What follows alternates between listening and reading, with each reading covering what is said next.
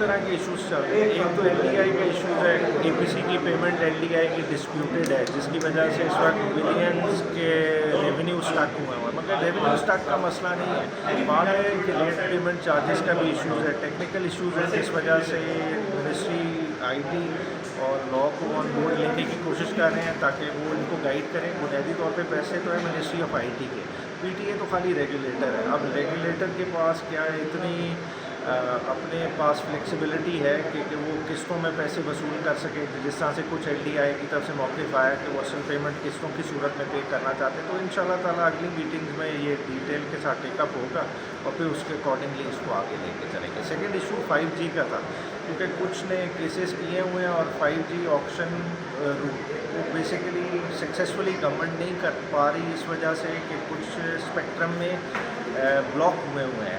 تو ان کیسز کو بھی آج ہم نے گو تھرو کیا ہے اور ایشوز اتنے کوئی ڈیٹیل ہے نہیں, اور میں سمجھتا ہوں کہ کیسز جس طرح سے عدالت میں 1 اگست اور 7 اگست میں لگے ہوئے ہیں, اگر ان کی ٹھیک طرح سے پیروی ہو جاتی ہے تو وہ بھی اسٹے ویکیٹ ہو جائیں گے. تو اگر وہ اسٹے ویکیٹ ہو جاتے ہیں تو گورنمنٹ کے پاس اسپیکٹرم آپشن کرنے کے لیے کلیئر اسپیکٹرم ہوگا, اور 5G رول آؤٹ کرنا میرے خیال سے پاکستان ان شاء اللہ تعالیٰ ود ان 2-3 ماہ 5G رول آؤٹ کرنے کی پوزیشن کرے گا.